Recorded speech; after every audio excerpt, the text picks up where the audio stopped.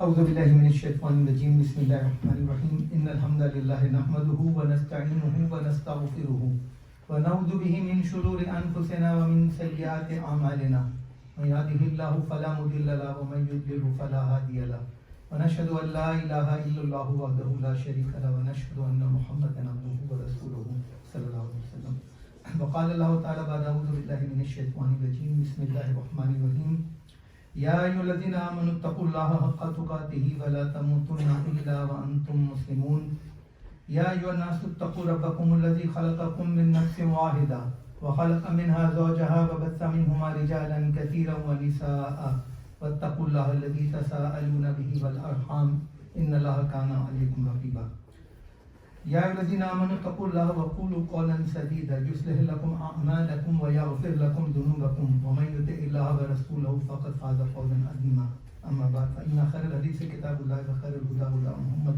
صلى الله عليه وسلم وشر الأمور محدثاتها وكل بدعة ضلالة. Last month I gave a talk which was based upon our reflections on Surah Rum, whose tafsir we had finished previously. And now, alhamdulillah, we have started the tafsir of Surah Luqman. In that, I mentioned to you an incident that I came to know about, that a Canadian non-Muslim became a Muslim after reading Surah Rum. And I raised a question at that time, why would a non-Muslim read the Quran? So this khutbah is a continuation of that, and this time there are two questions. Why would a non-Muslim read the Quran? And why should non-Muslims read the Quran?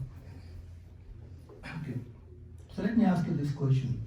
I've been involved in interfaith and I have gone to synagogues and churches and talked to them about Quran. But if I were to tell an audience of non-Muslims, all of you should read the Quran, how many of you think would actually read the Quran? Right?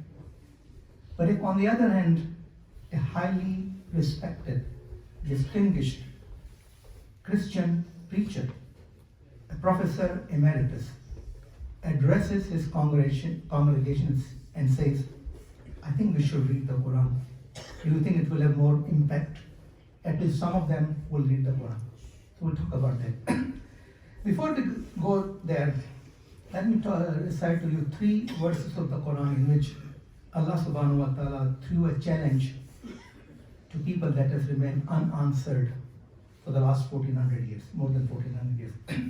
First thing, there are 3 of them basically. Bismillahirrahmanirrahim, Surah Al-Baqarah.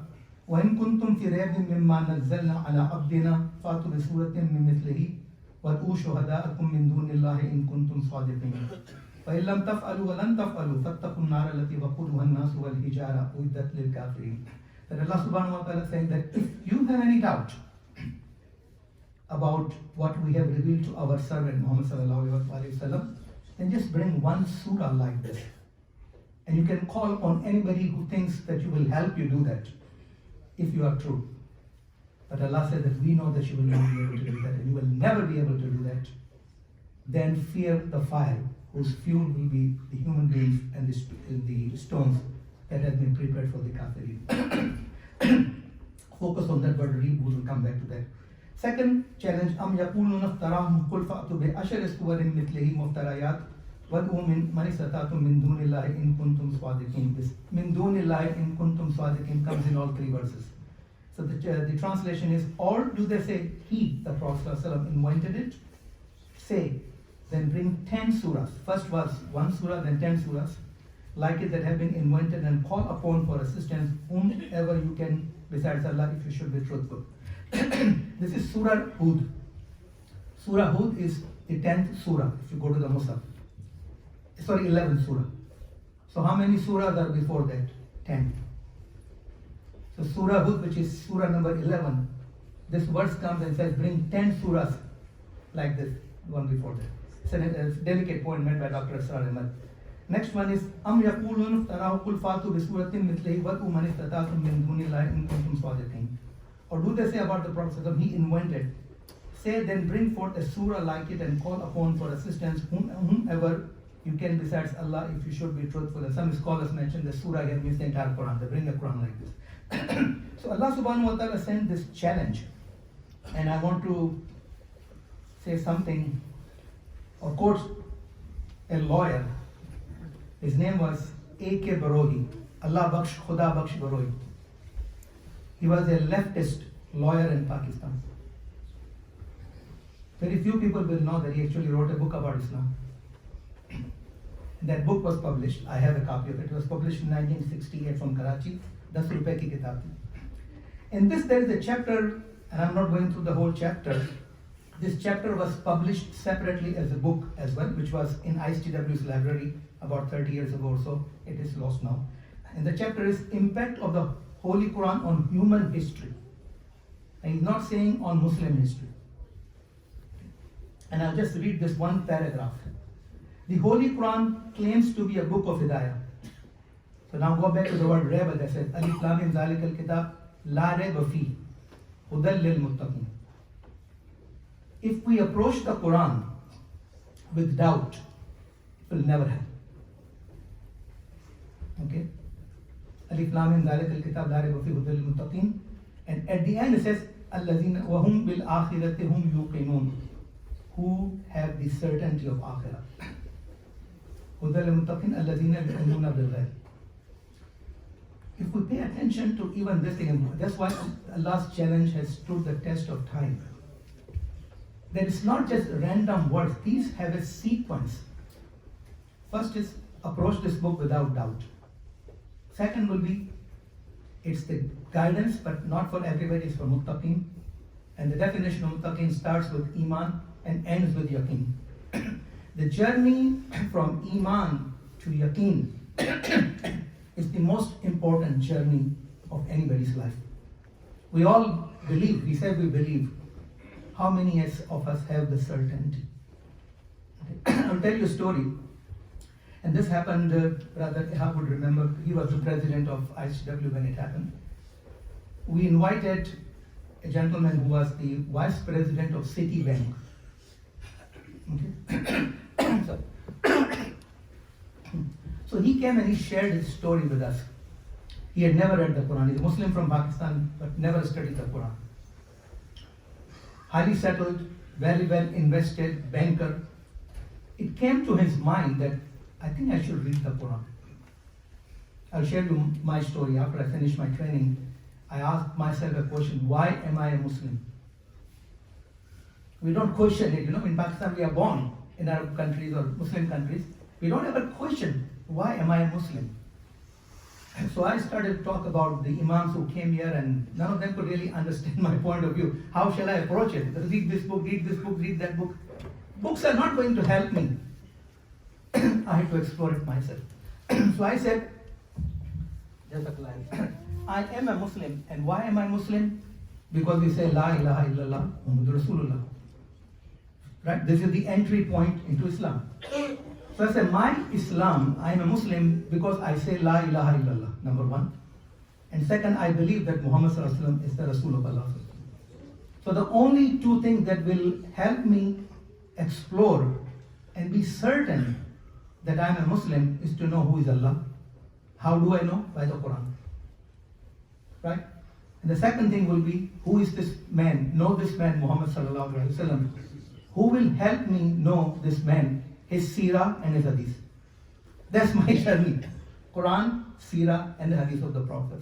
That was an answer that I had to find for whose answer I had to find for myself. No one else can tell me. So have no doubt about the Quran, believe in the Quran, learn, read, then you will reach that level of yaqeen. Because Allah is saying that who are the muflihun? Hum bil akhirati hum yuqinun. Who have the absolute certainty of the akhirah. And do Muslims have really certainty of akhirah? Look at what's happening in Pakistan. Quran declared that innahu kana zaluman jahula. Human beings are the most unjust and most ignorant. What's happening, you go and read. My heart burns too. I'm also a Pakistani. But my heart burns what's happening. We talk about non-Muslims doing injustice. Look at what Muslims are doing injustice to the Muslims. So now let's go back to this book. The Holy Quran claims to be a book of Hidayah, that is guidance for man. It is a book that is available to whole mankind. Indeed, it addresses itself by and large to the totality of mankind. Hada bayanu linnas. That's what Quran says. This is a clear message for entire humanity. And then its message is relevant to different peoples living in different parts of the world. Further, its message is valid for all times to come. In other words, it is not a book that will ever be out of date. Quran is the best-selling book in the world. Such a claim, in principle at least, as can be appreciated, should be capable of being substantiated by appeal to historical evidence. A lawyer will ask a proof. If you make a claim, can you back up the claim? If Allah subhanahu wa ta'ala makes a claim that Quran is hudal lin nas, bayanul lin nas, and it gives a challenge, can we give evidence? And in this article, in this book, he gives evidences. We'll not go into that. So he says that if the Quran is at all a book of universal guidance in the sense that its message is relevant to all peoples in all ages and climes, it must have had in the course of these 1400 years of its existence a decisive impact on human history. In particular, it must have had a liberating and a transforming influence on the lives of those who may have come under its spell. I submit that clear historical evidence in support of the claim of the Holy Quran exists, and I shall endeavor to offer a broad survey of it during the course of this address. This was a talk he gave in Karachi in 1967. So now, come back to this book. So let me introduce the writer. The writer is Gary Wills. The name of the book is What the Quran Meant and Why It Matters. And he tells us why he read the Quran. I was talking to you last month, why would a non-Muslim read the Quran? And the next question, why should? He answers both questions. So this guy is almost 90 years old. And when I search on internet, people are debating whether he's Muslim or not a Muslim. And to me, it doesn't matter. Okay. So he is a Pulitzer Prize winning historian and the author of the New York Times bestsellers, What Jesus Meant, Papal Sin, Why I'm a Catholic, and Why Priests, among others. He has studied for the priesthood, took his doctorate in the classics and taught ancient and New Testament Greeks at Johns Hopkins University, and is now a professor of history emeritus at Northwestern University. The question is, the guy who trained to be a priest, who teaches Christianity, who teaches New Testament, why would he read the Quran? Okay, it's from Allah subhanahu wa ta'ala, first of all. Okay. So now, his story. And he says that now we face a world where knowledge about the Quran must deal with militant misuses of it and blatantly distorted reports of what it says. And then he goes on to say, and there's something very important. He's saying influential people in our country, by which he means the media and the politics. Influential people in our country tell us blatant lies about the religion, Islam, that is followed by millions of peaceful Muslims, and we have no way to correct those claims unless we look at the morality of the Quran. Okay? So he says, these people are teaching me, telling me something about this religion and 1 billion, 2 billion followers. Should I just believe the lies which they are telling, or should I read the book itself? Okay? I think that's a step. It takes courage to take that step and then to write a book about it. And then he says, yet there are many people who would block our reading of it. They think that Quran is not for reading but for burning. Then he says, it's a bit unfair to put a book on trial without reading it. What a profound statement. Then he says, one of the reasons is that the Muslim majority that disapproves of terrorism is more religious, more Quran-based than the minority that approves of terrorism. And he says, after 9/11, someone came to me, he was also just like that. He said, I'm unfortunately well qualified to speak about our ignorance where Muslims are concerned after our disastrous invasion of Iraq. He acknowledges, he criticizes the invasion of Iraq and Afghanistan. I was asked by my friend if I'd ever read the Quran. I was embarrassed to answer her, no.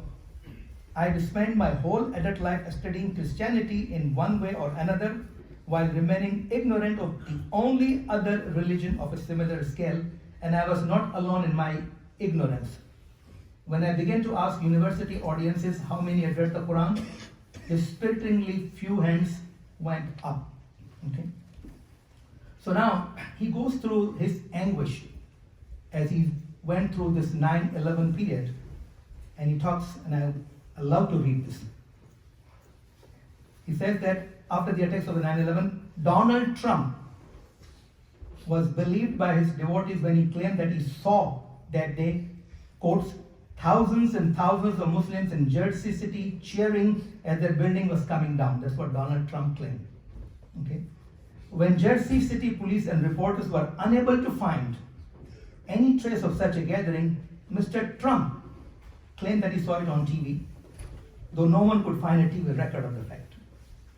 Now, blatant lies, this guy keeps lying and lying and lying, and everybody dances to his tune. Okay? He said, a Reuters Ipsos poll in the summer of 2016 found that 78% of Trump supporters thought that Islam was more likely than other religions to encourage terrorist acts. Okay? So now,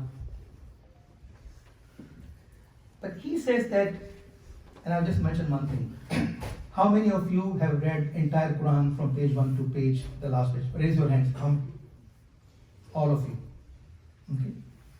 The statistics that I read this morning, only 20% of Christians have ever read the entire Bible. Only 11% have read it more than once. Vast majority, about 53%, had read bits and pieces, the fragments which they teach in the Sunday school. But if you ask Muslims, my mother, may Allah give her Jannah, she used to read Quran twice a year, every Ramadan. And then she would continue to read that. Whether we understand or not, Quran is a book that we read. And why do we read? Why do we cry when the Quran is being recited, even though we don't understand? It has a power. And this power is acknowledged by people who were highly secularist. And he quotes a couple of them. One of them is Edward Gibbon, who wrote a book, The Decline and Fall of Roman Empire. I think we should read that book because it can tell us the decline and fall of the Muslims too. Okay? We are not unique. So he said that a pernicious tenet has been imputed to the Mohammedans. At one time, Islam was called Mohammedanism. Okay? The duty of extirpating all other religions by the sword, which was a misconception of what he's saying. This charge of ignorance and bigotry. This is coming from a secularist, not a Muslim. This charge of ignorance and bigotry is refuted by the Quran, by the history of the Muslim conquerors, and by their public and legal tolerations of the Christian worship. This is what the Muslim did. This is what this guy is accepting. Pope Francis wrote in the 21st century, authentic Islam and the proper reading of the Quran are opposed to every form of violence. So now then he goes on to say, why do people not read the Quran or study Islam? And he says,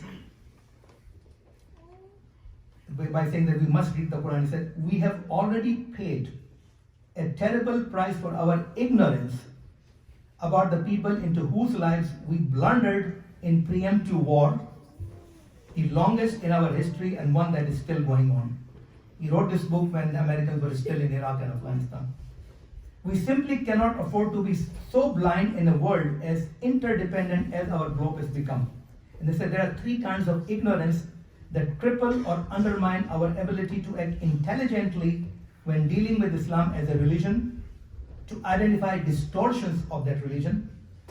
You listen to CNBC and CNN and whatever channel about how they describe the poor Muslims who are being killed, innocent Muslims, and the people who are killing them. Okay? And to strengthen our bonds with the peaceful Muslims in opposing distortions of that, and he writes our religion. He's calling Islam our religion. Okay? So the three that he mentions are secular ignorance, which made us blunder into Iraq, thinking we could turn it into a democratic Disney world. Second, religious ignorance, which pits our crusaders against their jihadists.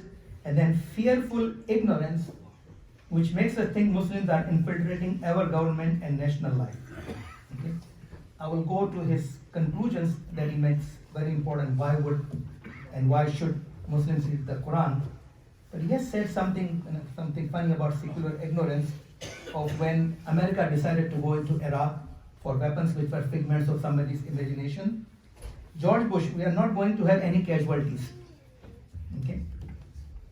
George Bush, it was unlikely that there would be internecine warfare between the different religions and ethnic groups. Dick Cheney, Vice President, we will in fact be greeted as liberators. Okay? Dick Cheney, once we start this, Saddam is lost. Dick Cheney, the streets in Basra and Baghdad are sure to erupt in joy. Rumsfeld, our military can do the job and finish it fast, 5 days or 5 weeks or 5 months. Okay? Kenneth Edelman, I don't know who he was, liberating Iraq would be a cakewalk. Desert Storm 2 would be a walk in the park. And these are the guys who are our leaders. Our dollars go to pay their salaries. And where is our money going? Is it on? Yeah. Yeah. Read it. أقول قولي هذا وأستغفر الله لي ولكم ولذكر الله أكبر.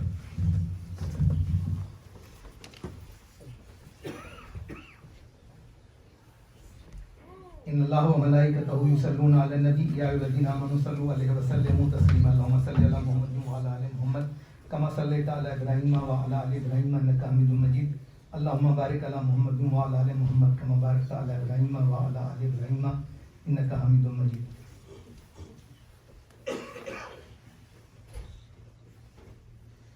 In a beautiful hadith reported on the authority of Ali radiallahu ta'ala anhu, it is in the Sunnah of Tirmidhi about the Fadail of Quran. But the Prophet sallallahu alaihi wasallam has said that the marvels of this book will never finish, Quran's marvels. And he says the scholars will never be saturated. They will always want more. They will always discover more from the Quran. And this ties in with my own feeling of having studied the Quran for so many years and learning that Quran is not a closed book. It's a living book.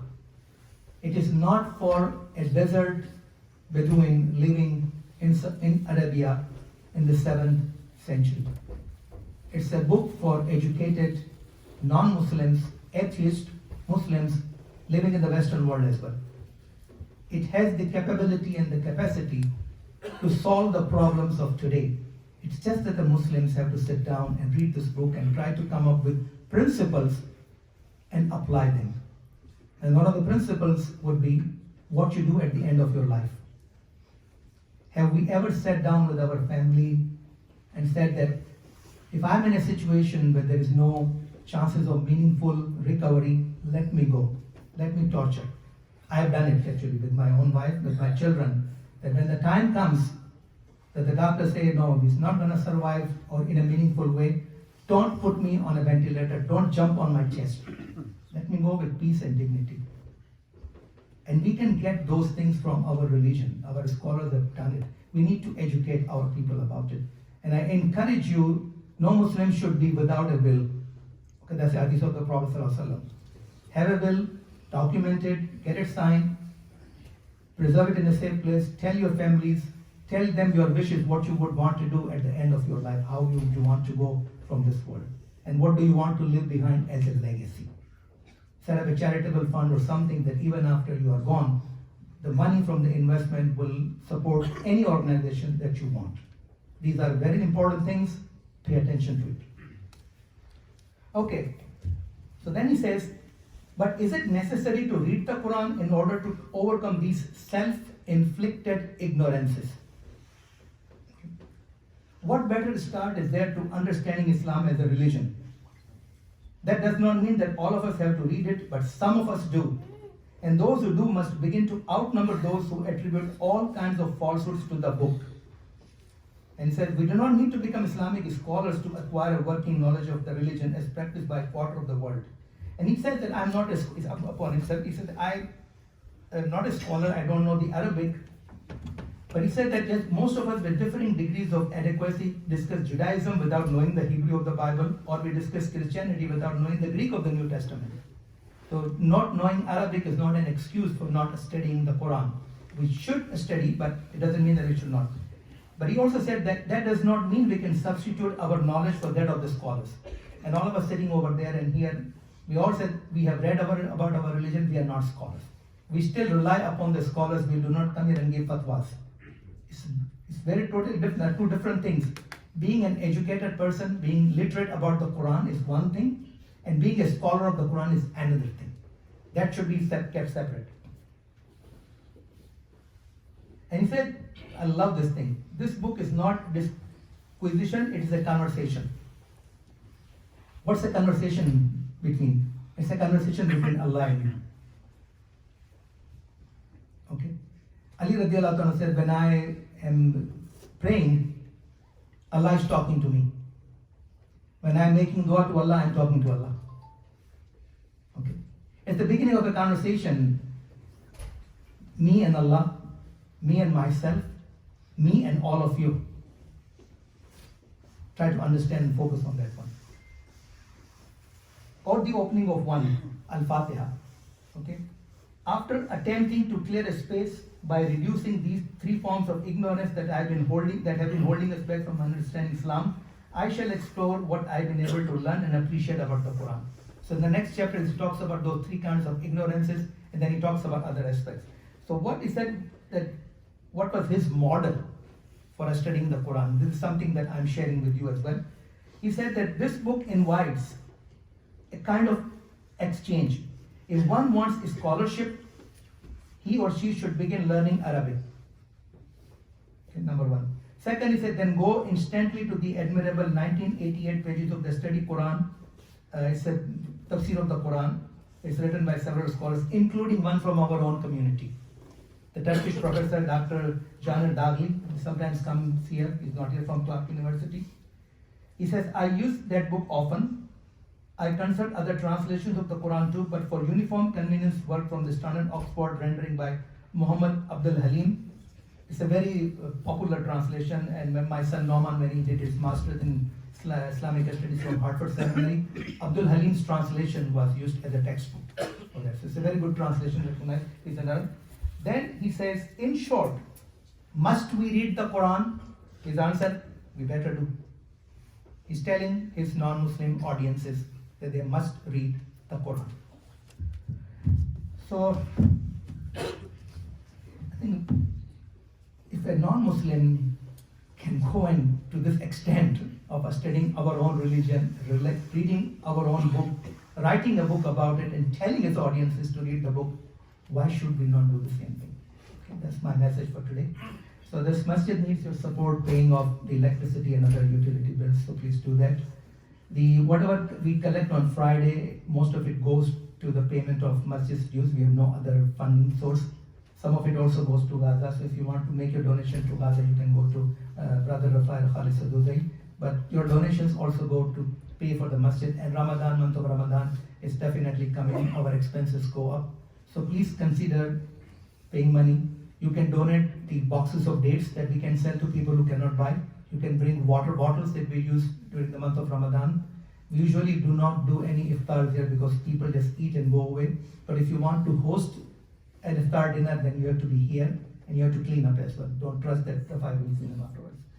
ربنا آتنا في الدنيا حسنة وفي الآخرة حسنة وقنا عذاب النار ربنا لا تزغ قلوبنا بعد إذ هديتنا وهب لنا من لدنك رحمة إنك أنت الوهاب إن الله يأمر بالعدل والإحسان وإيتاء ذي القربى وينهى عن الفحشاء والمنكر والبغي يعظكم لعلكم تذكرون وأقيموا الصلاة